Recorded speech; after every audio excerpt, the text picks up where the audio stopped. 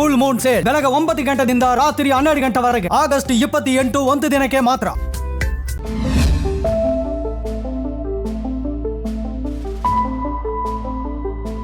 ನಮಸ್ಕಾರ, ನೀವು ನೋಡ್ತಾ ಇದ್ದೀರಾ ಜಿ ಕನ್ನಡ ನ್ಯೂಸ್. ನಾನು ಶಿವರಾಮು. ದಿನದ ಎಲ್ಲ ಪ್ರಮುಖ ಸುದ್ದಿಗಳನ್ನು ನೋಡೋಣ. ವಿಶೇಷ ಸಮಾಚಾರದಲ್ಲಿ ತಮಿಳುನಾಡಿಗೆ 9,000 ಕ್ಯೂಸೆಕ್ ಕಾವೇರಿ ನೀರು ಹರಿಸುವಂತೆ ಕಾವೇರಿ ನೀರು ನಿರ್ವಹಣಾ ಪ್ರಾಧಿಕಾರ ನೀಡಿರುವ ಆದೇಶದ ವಿರುದ್ಧ ಸುಪ್ರೀಂ ಕೋರ್ಟ್ ಮೊರೆ ಹೋಗಲು ಕರ್ನಾಟಕ ನಿರ್ಧರಿಸಿದೆ. ಮುಂದಿನ ವಾರ ಅರ್ಜಿ ಸಲ್ಲಿಸಿ ತಮಿಳುನಾಡಿಗೆ ಬಿಡಬೇಕಾದ ನೀರಿನ ಪ್ರಮಾಣವನ್ನು ಕಡಿಮೆ ಮಾಡುವಂತೆ ಮನವಿ ಮಾಡಲಾಗುವುದು ಎಂದು ಜಲಸಂಪನ್ಮೂಲ ಸಚಿವ ಎನ್ ಚೆಲುವರಾಯಸ್ವಾಮಿ ತಿಳಿಸಿದ್ದಾರೆ. ಆದರೆ ಸುಪ್ರೀಂ ಕೋರ್ಟ್ನಲ್ಲಿ ಕಾನೂನು ಹೋರಾಟ ನಡೆಸುವ ನಡುವೆಯೂ ಸಿಡಬ್ಲ್ಯೂಎಂಎ ಆದೇಶವನ್ನು ಸದ್ಯಕ್ಕೆ ಪಾಲಿಸಲಾಗುವುದು ಎಂದು ಸಚಿವರು ಸ್ಪಷ್ಟಪಡಿಸಿದ್ದಾರೆ. ರಾಜ್ಯದ ಪ್ರಸ್ತುತ ಒಳಹರಿವು ಸುಮಾರು 14,000 ಕ್ಯೂಸೆಕ್ ಇದ್ದು, ಜಲಾಶಯಗಳಿಗೆ ಹರಿದು ಬರುವ ನೀರನ್ನು ಸಂಪೂರ್ಣವಾಗಿ ತಡೆಯಲು ಸಾಧ್ಯವಿಲ್ಲ ಎಂದು ಅವರು ಹೇಳಿದ್ದಾರೆ. ಭಾನುವಾರ ಉತ್ತಮ ಮಳೆಯಾಗಿದ್ದು ಹಾರಂಗಿ ಜಲಾಶಯ ಭರ್ತಿಯಾಗಿರುವ ಹಿನ್ನೆಲೆಯಲ್ಲಿ ಕೆಆರ್ಎಸ್ಗೆ 15,000ದಿಂದ 20,000 ಕ್ಯೂಸೆಕ್ ವರೆಗೆ ಒಳಹರಿವು ಬರುವ ನಿರೀಕ್ಷೆ ಇದೆ ಎಂದಿದ್ದಾರೆ. ಮಳೆಯೇ ನೀರಿನ ಬಿಕ್ಕಟ್ಟಿಗೆ ಶಾಶ್ವತ ಪರಿಹಾರವಾಗಿದ್ದು ಉತ್ತಮ ಮಳೆಯಾಗಲಿ ಎಂದು ಸರ್ಕಾರ ಪ್ರಾರ್ಥಿಸುತ್ತಿದೆ ಎಂದು ಸಚಿವರು ತಿಳಿಸಿದ್ದಾರೆ. ರಾಜ್ಯದ ಮಳೆ ಕೊರತೆ ನೀಗಿಸುವ ಉದ್ದೇಶದಿಂದ ಕ್ಲೌಡ್ ಸೀಡಿಂಗ್ ಮೋಡ ಬಿತ್ತನೆ ಕಾರ್ಯಾಚರಣೆ ಇನ್ನೆರಡು ದಿನಗಳಲ್ಲಿ ಆರಂಭವಾಗುವ ಸಾಧ್ಯತೆ ಇದೆ. ಸುಮಾರು 60 ದಿನಗಳ ಕಾಲ ಕಾರ್ಯಾಚರಣೆ ನಡೆಸಲು ಯೋಜಿಸಲಾಗಿದ್ದು, ಒಟ್ಟು 200 ಗಂಟೆಗಳಷ್ಟು ವಿಮಾನ ಹಾರಾಟ ನಡೆಸಲು ಅಂದಾಜಿಸಲಾಗಿದೆ. ಇದಕ್ಕಾಗಿ ಸುಮಾರು 27 ಕೋಟಿ ರೂಪಾಯಿ ವೆಚ್ಚವಾಗಲಿದೆ. ಪ್ರತಿದಿನ ಬೆಳಗ್ಗೆ 8ರಿಂದ ಸಂಜೆ 6ರವರೆಗೆ ಕ್ಲೌಡ್ ಸೀಡಿಂಗ್ ಕಾರ್ಯಾಚರಣೆ ನಡೆಸಲಾಗುವುದು. ಸೆಪ್ಟೆಂಬರ್ನಲ್ಲಿ ದಟ್ಟ ಮೋಡಗಳ ಲಭ್ಯತೆ ಹೆಚ್ಚಾಗುವ ನಿರೀಕ್ಷೆ ಇದ್ದು, ಅಕ್ಟೋಬರ್ನಲ್ಲಿ ಅದು ಕಡಿಮೆಯಾಗುವ ಸಾಧ್ಯತೆ ಇರುವುದರಿಂದ ಈಗಿನ ಅವಧಿ ಸೂಕ್ತವಾಗಿದೆ ಎಂದು ಸಚಿವರು ತಿಳಿಸಿದ್ದಾರೆ. ಸಚಿವ ಬಿ ನಾಗೇಂದ್ರ ರಾಜೀನಾಮೆ ನೀಡಲು ಮುಂದಾಗಿದ್ದಾರೆ ಎಂಬ ವರದಿಗಳನ್ನು ಸ್ವತಃ ಸಚಿವ ಬಿ ನಾಗೇಂದ್ರ ಅವರು ತಳ್ಳಿ ಹಾಕಿದ್ದಾರೆ. ಯೋಜನೆ ಮತ್ತು ಸಾಂಖ್ಯಿಕ ಸಚಿವರಾಗಿರುವ ನಾಗೇಂದ್ರ ಮುಖ್ಯಮಂತ್ರಿ ಡಿಕೆ ಶಿವಕುಮಾರ್ ಅವರನ್ನ ಭೇಟಿಯಾಗಿದ್ದಾರೆ ಎಂಬ ಬಗ್ಗೆ ವ್ಯಾಪಕ ಊಹಾಪೋಹಗಳು ಹಬ್ಬಿದ್ದವು.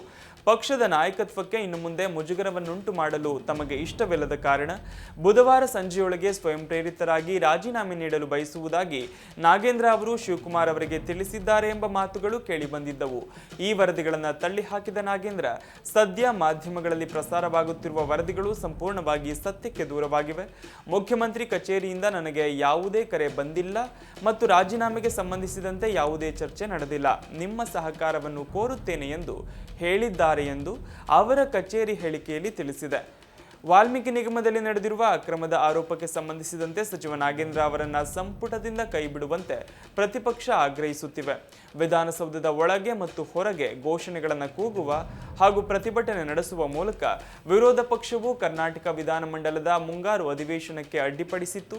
ಇದರ ಪರಿಣಾಮವಾಗಿ ನಿಗದಿತ ಮುಕ್ತಾಯ ದಿನಾಂಕಕ್ಕಿಂತ 3 ದಿನ ಮುಂಚಿತವಾಗಿಯೇ ಅಂದರೆ ಆಗಸ್ಟ್ 24ರಂದು ಅಧಿವೇಶನವನ್ನು ಅನಿರ್ದಿಷ್ಟ ಅವಧಿಗೆ ಮುಂದೂಡಲಾಯಿತು. ವಿಜಯಪುರ ನಗರದ ಹೊರವಲಯದಲ್ಲಿರುವ ಐತಿಹಾಸಿಕ ಭೂತನಾಳ ಕೆರೆಯಲ್ಲಿ 2 ಮಕ್ಕಳು ಹಾಗೂ 4 ಮಹಿಳೆಯರು ಸೇರಿ ಒಂದೇ ಕುಟುಂಬದವರು ಎನ್ನಲಾದ 6 ಜನರ ಮೃತದೇಹಗಳು ತೇಲಿ ಬಂದಿರುವ ಘಟನೆ ತೀವ್ರ ಆಘಾತ ಮೂಡಿಸಿದೆ. ಕೆರೆಯ ಅಂಚಿನಲ್ಲಿ ಶವಗಳು ತೇಲುತ್ತಿರುವುದನ್ನು ಕಂಡ ಸ್ಥಳೀಯರು ತಕ್ಷಣ ಪೊಲೀಸರಿಗೆ ಮಾಹಿತಿ ನೀಡಿದ್ದಾರೆ. ಸ್ಥಳಕ್ಕೆ ನಗರ ಡಿವೈಎಸ್ಪಿ ನಾಗರಾಜ್, ಆದರ್ಶ ನಗರ ಪಿಎಸ್ಐ ಸೀತಾರಾಮ ಲಮಾಣಿ ಹಾಗೂ ಅಗ್ನಿಶಾಮಕ ದಳದ ಸಿಬ್ಬಂದಿ ದೌಡಾಯಿಸಿ ಕಾರ್ಯಾಚರಣೆ ನಡೆಸಿ ಮೃತದೇಹಗಳನ್ನು ಹೊರತೆಗೆದಿದ್ದಾರೆ. ಮೃತರನ್ನ 45 ವರ್ಷದ ಶೋಭಾ ಜಾಲಗೇರಿ ಹಾಗೂ ಆಕೆಯ ಮಕ್ಕಳಾದ 16 ವರ್ಷದ ವಿದ್ಯಾ, 14 ವರ್ಷದ ಸುವರ್ಣ, 10 ವರ್ಷದ ಗೌಡೇಶ್ ವಿಕಾಸ, ಇನ್ನು 5 ವರ್ಷದ ವಿಕಾಸ ಹಾಗೂ 7 ವರ್ಷದ ಸಾನಿಕಾ ಎಂದು ಗುರುತಿಸಲಾಗಿದೆ. ಈ ಕುಟುಂಬವು ಆಗಸ್ಟ್ 24ರಿಂದ ಕಾಣೆಯಾಗಿತ್ತು ಎನ್ನಲಾಗಿದೆ. ಪ್ರಾಥಮಿಕ ಮಾಹಿತಿ ಪ್ರಕಾರ ಶೋಭಾ ಅವರಿಗೆ ಗಂಡ ಮಲಕಾರಿ ಭೀಮರಾಯ ಜಾಲಗೇರಿ ಜೊತೆಗೆ ತೀವ್ರ ಕೌಟುಂಬಿಕ ಜಗಳವಾಗಿತ್ತು. ಗಂಡನೊಂದಿಗೆ ಜಗಳವಾಡಿದ್ದ ನಂತರ ಮನೆಯಲ್ಲಿ ಆತ್ಮಹತ್ಯೆ ಮಾಡಿಕೊಳ್ಳುವುದಾಗಿ ಹೇಳಿ ಮಕ್ಕಳೊಂದಿಗೆ ಶೋಭಾ ಹೊರಟು ಬಂದಿದ್ದರು ಎಂಬ ಮಾಹಿತಿ ಲಭ್ಯವಾಗಿದೆ. ಮೃತಪಟ್ಟವರಲ್ಲಿ 4 ಮಹಿಳೆಯರು ಹಾಗೂ 2 ಬಾಲಕರಿರುವುದು ದೃಢಪಟ್ಟಿದೆ.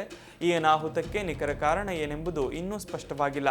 ಕೆರೆ ನೋಡಲು ಬಂದಾಗ ಆಕಸ್ಮಿಕವಾಗಿ ಕಾಲು ಜಾರಿ ಬಿದ್ದಿದ್ದಾರೆಯೇ ಅಥವಾ ಕುಟುಂಬ ಸಮೇತರಾಗಿ ಕೆರೆಗೆ ಹಾರಿ ಆತ್ಮಹತ್ಯೆ ಮಾಡಿಕೊಂಡಿದ್ದಾರೆಯೇ, ಇಲ್ಲವೇ ಯಾರಾದರೂ ಕೊಲೆ ಮಾಡಿ ಕೆರೆಯಲ್ಲಿ ಶವಗಳನ್ನು ಎಸೆದು ಪರಾರಿಯಾಗಿದ್ದಾರೆಯೇ ಎಂಬ ಸಾಲು ಸಾಲು ಪ್ರಶ್ನೆಗಳು, ಸಂಶಯಗಳು ಸಾರ್ವಜನಿಕರಲ್ಲಿ ಮೂಡಿವೆ.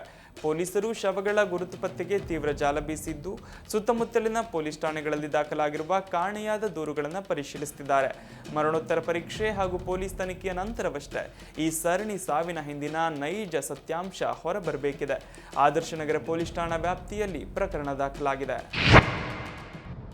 ಮ್ಯಾಟ್ರಿಮೋನಿಯಲ್ ವೆಬ್ಸೈಟ್ ಮೂಲಕ ವರನ ಹುಡುಕಾಟದಲ್ಲಿದ್ದ ಕುಟುಂಬಗಳನ್ನು ಟಾರ್ಗೆಟ್ ಮಾಡಿ ಲಕ್ಷಾಂತರ ರೂಪಾಯಿ ವಂಚಿಸುತ್ತಿದ್ದ ಖತರ್ನಾಕ್ ತಾಯಿ ಮಗ ಕೊನೆಗೂ ಆಡುಗೋಡಿ ಪೊಲೀಸರ ಬಲೆಗೆ ಬಿದ್ದಿದ್ದಾರೆ. ತಮ್ಮನ್ನ ಡಾಕ್ಟರ್ ಪ್ರದೀಪ್ ಜೋಸೆಫ್ ಮತ್ತು ಕಲಾವತಿ ಎಂದು ಪರಿಚಯಿಸಿಕೊಳ್ಳುತ್ತಿದ್ದ ಈ ಆಸಾಮಿಗಳನ್ನು ಕಳೆದ 3 ತಿಂಗಳಿನಿಂದ ತಲೆಮರೆಸಿಕೊಂಡಿದ್ದಾಗ ಕೇರಳದ ವಯನಾಡಿನಲ್ಲಿ ಬಂಧಿಸಿ ಬೆಂಗಳೂರಿಗೆ ಕರೆತರಲಾಗಿದೆ. ಮೂಲತಃ ಮೈಸೂರಿನವರಾದ ಈ ತಾಯಿ ಮಗ ಶಾದಿ.ಕಾಮ್ನಂತಹ ವೆಬ್ಸೈಟ್ಗಳಲ್ಲಿ ಪ್ರೊಫೈಲ್ ಸೃಷ್ಟಿಸಿ ತಮ್ಮನ್ನ ಶ್ರೀಮಂತರೆಂದು ಬಿಂಬಿಸಿಕೊಳ್ತಿದ್ರು.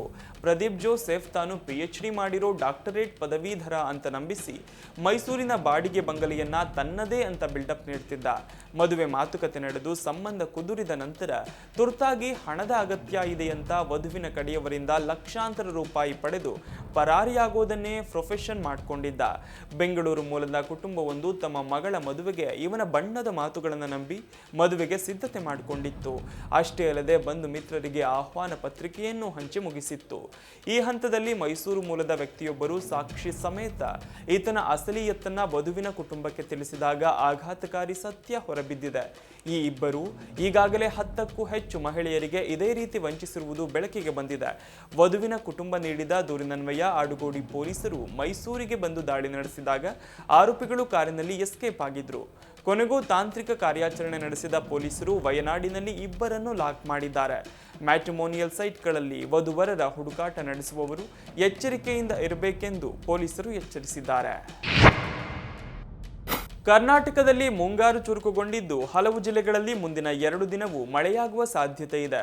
ಭಾರತೀಯ ಹವಾಮಾನ ಇಲಾಖೆ ಮುನ್ಸೂಚನೆಯಂತೆ ಇಂದು ನಾಳೆ ಕರಾವಳಿ ಕರ್ನಾಟಕದ ಬಹುತೇಕ ಕಡೆಗಳಲ್ಲಿ, ದಕ್ಷಿಣ ಒಳನಾಡಿನ ಕೆಲವು ಜಿಲ್ಲೆಗಳಲ್ಲಿ ಹಾಗೂ ಉತ್ತರ ಒಳನಾಡಿನ ಕೆಲವೆಡೆ ಮಳೆಯಾಗಲಿದೆ.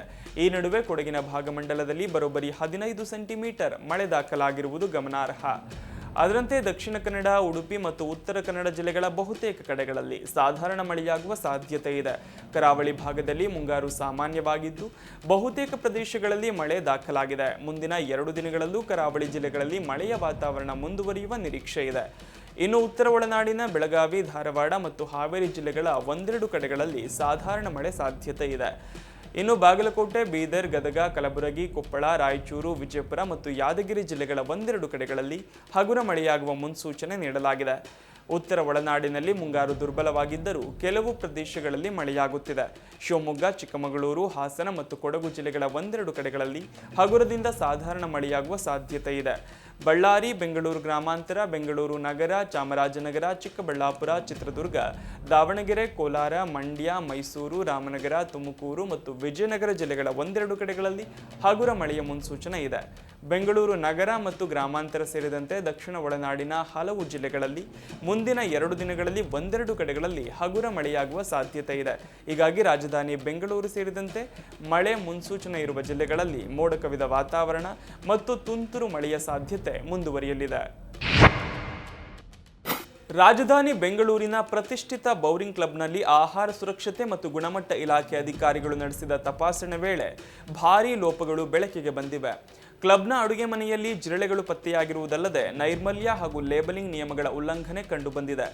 ಆಹಾರ ನಿರ್ವಹಿಸುವ ಸಿಬ್ಬಂದಿಯ ವೈಯಕ್ತಿಕ ಸ್ವಚ್ಛತೆಯಿಂದ ಹಿಡಿದು ಉತ್ಪನ್ನಗಳ ಸಂಗ್ರಹಣೆಯವರೆಗೆ ಹಲವು ಲೋಪಗಳನ್ನು ಗುರುತಿಸಿರುವ ಅಧಿಕಾರಿಗಳು ಕಲುಷಿತ ಆಹಾರ ಸರಬರಾಜಾಗುವ ಅಪಾಯದ ಕುರಿತು ಆಕ್ಷೇಪ ವ್ಯಕ್ತಪಡಿಸಿದ್ದಾರೆ. ತಪಾಸಣೆ ವೇಳೆ 8 ಲೋಪಗಳು ಕಂಡುಬಂದಿವೆ. ಕ್ಲಬ್ನ ಕಿಚನ್ ಪ್ರದೇಶದಲ್ಲಿ ಜಿರಳೆಗಳು ಸಂಚರಿಸುತ್ತಿರುವುದು ಕಂಡುಬಂದಿದ್ದು ತೀವ್ರ ಅಶುಚಿತ್ವ ವ್ಯಕ್ತವಾಗಿದೆ. ಫುಡ್ ಹ್ಯಾಂಡ್ಲರ್ಗಳು ಅಂದರೆ ಆಹಾರ ನಿರ್ವಹಣೆ ಮಾಡುವ ಸಿಬ್ಬಂದಿ ಅಗತ್ಯ ವೈಯಕ್ತಿಕ ಸ್ವಚ್ಛತೆ ಕಾಪಾಡದಿರುವುದು ಪತ್ತೆಯಾಗಿದೆ. ಇದರಿಂದ ಆಹಾರ ಕಲುಷಿತಗೊಳ್ಳುವ ಅಪಾಯವಿದೆ. ಆಹಾರ ತಯಾರಿಕಾ ಜಾಗದಲ್ಲಿ ನಿಯಮ ಬಾಹಿರವಾಗಿ ಪ್ಲಾಸ್ಟಿಕ್ ಕಟಿಂಗ್ ಬೋರ್ಡ್ಗಳನ್ನು ಬಳಸ್ತಾ ಇರುವುದು ಕೂಡ ಕಂಡುಬಂದಿದೆ. ಕ್ಲಬ್ನ ಒಳಚರಂಡಿ ವ್ಯವಸ್ಥೆ ಸಮರ್ಪಕವಾಗಿ ನಿರ್ವಹಣೆಯಾಗದೆ ಬ್ಲಾಕ್ ಆಗಿದ್ದು ಕೊಳಚೆ ನೀರು ನಿಂತು ದುರ್ವಾಸನೆ ಹಾಗೂ ಕೀಟಗಳ ಕಾಟ ಹೆಚ್ಚಾಗುವ ಸಾಧ್ಯತೆ ಇದೆ. ಸಂಗ್ರಹಿಸಿಟ್ಟಿದ್ದ ಬೇಳೆ ಪ್ಯಾಕೆಟ್ಗಳಲ್ಲಿ ಕಡ್ಡಾಯ ವಿವರಗಳಾದ ಪ್ಯಾಕಿಂಗ್ ದಿನಾಂಕ, ಬ್ಯಾಚ್ ನಂಬರ್ ಹಾಗೂ ಗರಿಷ್ಠ ಮಾರಾಟ ಬೆಲೆ ನಮೂದಿಸಿರಲಿಲ್ಲ. ಇನ್ನು ಆಹಾರ ಪದಾರ್ಥಗಳನ್ನು ಶೀತಲೀಕರಿಸಿ ಸಂಗ್ರಹಿಸುವ ಪ್ರದೇಶವನ್ನು ಶುಚಿಯಾಗಿಡದೆ ನಿರ್ಲಕ್ಷಿಸಲಾಗಿತ್ತು. ಸಸ್ಯಾಹಾರಿ ಹಾಗೂ ಮಾಂಸಾಹಾರಿ ಆಹಾರ ಪದಾರ್ಥಗಳನ್ನು ಪ್ರತ್ಯೇಕವಾಗಿ ಸಂಗ್ರಹಿಸದೆ ಒಂದೇ ಕಡೆ ಇಡಲಾಗಿತ್ತು. ಇದರಿಂದ ಕ್ರಾಸ್ ಕಂಟ್ಯಾಮಿನೇಷನ್ ಆಗುವ ಅಪಾಯವಿದೆ. ಸಂಗ್ರಹಿಸಿಟ್ಟಿದ್ದ ಮೀನಿನ ಮೇಲೆ ಯಾವುದೇ ಲೇಬಲ್ ವಿವರಗಳಿರಲಿಲ್ಲ ಹಾಗೂ ಪಾತ್ರೆ ತೊಳೆಯುವ ಸ್ಥಳದಲ್ಲಿ ಬಿಸಿ ನೀರಿನ ವ್ಯವಸ್ಥೆ ಇರಲಿಲ್ಲ. ತುರ್ತು ಸಂದರ್ಭಗಳಲ್ಲಿ ಜನರ ಜೀವ ಹಾಗೂ ಆಸ್ತಿಪಾಸ್ತಿ ರಕ್ಷಿಸಬೇಕಾದ ಸರ್ಕಾರಿ ಅಗ್ನಿಶಾಮಕ ದಳದ ವಾಹನವನ್ನು ಶಾಸಕರೊಬ್ಬರ ಇನೋವಾ ಕಾರು ತೊಳೆಯಲು ಬಳಸುತ್ತಿರುವ ವಿಡಿಯೋ ಸಾಮಾಜಿಕ ಜಾಲತಾಣಗಳಲ್ಲಿ ವೈರಲ್ ಆಗಿದ್ದು ಭಾರೀ ರಾಜಕೀಯ ವಿವಾದವನ್ನು ಹುಟ್ಟುಹಾಕಿದೆ.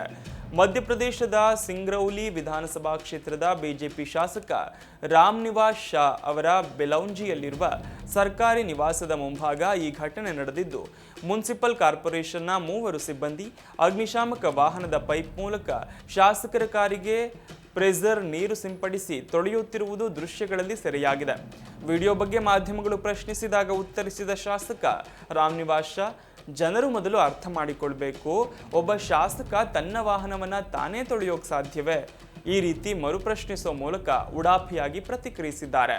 ಆ ಸಮಯದಲ್ಲಿ ತಾನು ಸ್ಥಳೀಯ ಕಾರ್ಯಕ್ರಮಗಳಲ್ಲಿದ್ದ ಕಾರಣ ನಿವಾಸದಲ್ಲಿ ಇರಲಿಲ್ಲ ಅಂತ ಹೇಳಿಕೊಂಡ ಅವರು, ಮಹಾನಗರ ಪಾಲಿಕೆ ಕಚೇರಿಗೆ ನೀರು ಸರಬರಾಜು ಮಾಡಲು ಬಂದಿದ್ದ ವಾಹನವನ್ನು ಚಾಲಕ ಕಾರು ತೊಳೆಯಲು ಬಳಸಿಕೊಂಡಿರಬಹುದು ಅಂತ ಸಮರ್ಥಿಸಿಕೊಂಡಿದ್ದಾರೆ. ಸಾರ್ವಜನಿಕರ ತೆರಿಗೆ ಹಣ ಮತ್ತು ತುರ್ತು ಸಂಪನ್ಮೂಲಗಳನ್ನು ರಾಜಕಾರಣಿಗಳು ತಮ್ಮ ವೈಯಕ್ತಿಕ ಪ್ರತಿಷ್ಠೆಗೆ ದುರುಪಯೋಗಪಡಿಸಿಕೊಳ್ಳುತ್ತಿದ್ದಾರೆ ಎಂದು ಸಾಮಾಜಿಕ ಜಾಲತಾಣಗಳಲ್ಲಿ ನೆಟ್ಟಿಗರು ತೀವ್ರ ಆಕ್ರೋಶ ವ್ಯಕ್ತಪಡಿಸಿದ್ದಾರೆ. ಇನ್ಸ್ಟಾಗ್ರಾಂನಲ್ಲಿ ಲೈಕ್ಸ್ ಹಾಗೆಯೇ ಫಾಲೋವರ್ಸ್ ಹೆಚ್ಚಿಸಿಕೊಳ್ಳಲು ಯುವಕನೊಬ್ಬ ತನ್ನ ಗೆಳತಿಯಿಂದ ಕಾರಿನ ತುಂಬೆಲ್ಲ 3400 ಬಾರಿ ಲಿಪ್ಸ್ಟಿಕ್ ಕಿಸ್ ಮಾರ್ಕ್ ಹಾಕಿಸಿ ವಿಡಿಯೋ ಮಾಡಿದ ಘಟನೆ ಮಧ್ಯಪ್ರದೇಶದ ಗ್ವಾಲಿಯರ್ನಲ್ಲಿ ನಡೆದಿದೆ. ಈ ವಿಲಕ್ಷಣ ವಿಡಿಯೋ ಸಾಮಾಜಿಕ ಜಾಲತಾಣಗಳಲ್ಲಿ ಬರೋಬ್ಬರಿ 55 ಲಕ್ಷಕ್ಕೂ ಹೆಚ್ಚು ವೀಕ್ಷಣೆ ಪಡೆದ ಬೆನ್ನಲ್ಲೇ ಎಚ್ಚೆತ್ತ ಗ್ವಾಲಿಯರ್ ಟ್ರಾಫಿಕ್ ಪೊಲೀಸರು ಕಾರನ್ನು ಜಪ್ತಿ ಮಾಡಿ ಬಿಸಿ ಮುಟ್ಟಿಸಿದ್ದಾರೆ. ಕಾರಿನ ಮಾಲೀಕ ಆದಿತ್ಯ ಸಿಕರ್ವಾರ್ ಎಂಬಾತನ ಪ್ರಕಾರ ಆತನ ಸ್ನೇಹಿತೆ ಸುಮಾರು 800 ರಿಂದ 900 ರೂಪಾಯಿ ಲಿಪ್ಸ್ಟಿಕ್ ಬಳಸಿ ಸತತ 3.5 ಗಂಟೆಗಳ ಕಾಲ ಶ್ರಮಪಟ್ಟು ಕಾರಿನ ಮೇಲೆ ಸುಮಾರು 3400 ಚುಂಬನದ ಗುರುತುಗಳನ್ನು ಹಾಕಿದ್ದಳು. ಲಿಪ್ಸ್ಟಿಕ್ ಗುರುತುಗಳಿಂದ ಮುಚ್ಚಲ್ಪಟ್ಟ ಸ್ವಿಫ್ಟ್ ಕಾರನ್ನು ಗ್ವಾಲಿಯರ್ನ ಪಟೇಲ್ ನಗರ ಸಿಟಿ ಸೆಂಟರ್ ರಸ್ತೆಯಲ್ಲಿ ಅತಿ ವೇಗವಾಗಿ ಚಲಾಯಿಸಿ ಅದರ ವಿಡಿಯೋವನ್ನು ರೀಲ್ಸ್ ರೂಪದಲ್ಲಿ ಇನ್ಸ್ಟಾಗ್ರಾಂನಲ್ಲಿ ಹಂಚಿಕೊಳ್ಳಲಾಗಿತ್ತು. ವಿಡಿಯೋ ವೈರಲ್ ಆಗ್ತಿದ್ದಂತೆ ಟ್ರಾಫಿಕ್ ಪೊಲೀಸ್ ಅಧಿಕಾರಿ ಅಭಿಷೇಕ್ ರಘುವಂಶಿ ನೇತೃತ್ವದ ತಂಡ ವಾಹನವನ್ನು ಪತ್ತೆ ಹಚ್ಚಿ ವಶಕ್ಕೆ ಪಡೆದಿದೆ. ಮೋಟಾರು ವಾಹನ ಕಾಯ್ದೆಯ ಉಲ್ಲಂಘನೆಗಾಗಿ ಯುವಕನಿಗೆ 5500 ರೂಪಾಯಿ ದಂಡ ವಿಧಿಸಲಾಗಿದೆ. ಅಷ್ಟೇ ಅಲ್ಲದೆ ಯುವಕನೇ ಪೊಲೀಸ್ ಠಾಣೆಯ ಆವರಣದಲ್ಲಿ ನಿಂತು ಕಾರಿನ ಮೇಲಿದ್ದ ಎಲ್ಲಾ ಲಿಪ್ಸ್ಟಿಕ್ ಗುರುತುಗಳನ್ನು ಸ್ವತಃ ಉಜ್ಜಿ ಸ್ವಚ್ಛಗೊಳಿಸಿದ ಬಳಿಕ ಬಿಡುಗಡೆ ಮಾಡಲಾಗಿದೆ. ಪಾಕಿಸ್ತಾನದ ರಾಜಧಾನಿ ಇಸ್ಲಾಮಾಬಾದ್ನ ಸರ್ಕಾರಿ ಆಸ್ಪತ್ರೆಯೊಂದರಲ್ಲಿ ಎಸಿ ಕಂಪ್ರೆಸರ್ ಸ್ಫೋಟಗೊಂಡು ಸಂಭವಿಸಿದ ಭೀಕರ ಜ್ವಾಲೆಯಲ್ಲಿ 15 ನವಜಾತ ಶಿಶುಗಳು ಜೀವಂತ ದಹನವಾಗಿವೆ. ಇಸ್ಲಾಮಾಬಾದ್ನ ಪ್ರಮುಖ ಆಸ್ಪತ್ರೆಯಾದ ಪಾಕಿಸ್ತಾನ ವೈದ್ಯಕೀಯ ವಿಜ್ಞಾನ ಸಂಸ್ಥೆಯ ತಾಯಿ ಮತ್ತು ಮಗುವಿನ ಆರೋಗ್ಯ ವಿಭಾಗದ 3ನೇ ಮಹಡಿಯಲ್ಲಿ ಈ ಘಟನೆ ನಡೆದಿದೆ. ಬುಧವಾರ ಬೆಳಗ್ಗೆ ಆಸ್ಪತ್ರೆಯ ನವಜಾತ ಶಿಶುಗಳ ನರ್ಸರಿ ವಾರ್ಡ್ನಲ್ಲಿ ಅಳವಡಿಸಲಾಗಿದ್ದ ಹವಾನಿಯಂತ್ರಣ ಕಂಪ್ರೆಸರ್ ಏಕಾಏಕಿ ಸ್ಫೋಟಗೊಂಡಿದೆ. ಈ ಸ್ಫೋಟದ ತೀವ್ರತೆಗೆ ಇಡೀ ವಾರ್ಡ್ನಲ್ಲಿ ದಟ್ಟವಾದ ಹೊಗೆ ಮತ್ತು ಜ್ವಾಲೆ ಆವರಿಸಿಕೊಂಡಿತ್ತು. ಇನ್ನು ಘಟನೆಗೆ ಹಳೆಯ ವಿದ್ಯುತ್ ವ್ಯವಸ್ಥೆಯಲ್ಲಾದ ಶಾರ್ಟ್ ಸರ್ಕ್ಯೂಟ್ ಅಥವಾ ತಾಂತ್ರಿಕ ದೋಷವೇ ಪ್ರಮುಖ ಕಾರಣ ಎನ್ನಲಾಗಿದೆ. ಇನ್ನು ಘಟನೆ ಸಂಭವಿಸಿದ ಸಮಯದಲ್ಲಿ ಆ ನರ್ಸರಿ ವಾರ್ಡ್ನಲ್ಲಿ ಒಟ್ಟು 16 ನವಜಾತ ಶಿಶುಗಳನ್ನು ಇರಿಸಲಾಗಿತ್ತು. ಬೆಂಕಿ ವೇಗವಾಗಿ ಹರಡಿದ ಕಾರಣ ಅಲ್ಲಿ ಕರ್ತವ್ಯದಲ್ಲಿದ್ದ ಲೇಡಿ ಡಾಕ್ಟರ್ ಕೇವಲ 1 ಮಗುವನ್ನು ಮಾತ್ರ ಸುರಕ್ಷಿತವಾಗಿ ಹೊರಗೆ ತರಲು ಯಶಸ್ವಿಯಾಗಿದ್ದರು. ಅದರಂತೆ ಉಳಿದ 15 ಶಿಶುಗಳು ಬೆಂಕಿಯ ಜ್ವಾಲೆಗೆ ಸಿಲುಕಿ ಸ್ಥಳದಲ್ಲೇ ಸಾವನ್ನಪ್ಪಿವೆ. ಇದರಲ್ಲಿ 14 ಮಕ್ಕಳು ಸಂಪೂರ್ಣವಾಗಿ ಸುಟ್ಟು ಕರಕಲಾಗಿವೆ. ಇನ್ನು ಸ್ಥಳಕ್ಕೆ ತಕ್ಷಣವೇ ಧಾವಿಸಿದ 6 ಅಗ್ನಿಶಾಮಕ ವಾಹನಗಳು ಮತ್ತು 4 ಆಂಬ್ಯುಲೆನ್ಸ್ಗಳು ಸುದೀರ್ಘ ಕಾರ್ಯಾಚರಣೆ ನಡೆಸಿ ಬೆಂಕಿಯನ್ನು ಹತೋಟಿಗೆ ತಂದವು. ಜೊತೆಗೆ ವಾರ್ಡ್ನ ಕಿಟಕಿ ಗಾಜುಗಳನ್ನು ಒಡೆದು ಒಳಗೆ ನುಗ್ಗಿದ ರಕ್ಷಣಾ ಸಿಬ್ಬಂದಿ ಕಾರ್ಯಾಚರಣೆ ಮುಗಿಸಿ ಸದ್ಯ ಕೂಲಿಂಗ್ ಪ್ರಕ್ರಿಯೆ ನಡೆಸುತ್ತಿದ್ದಾರೆ.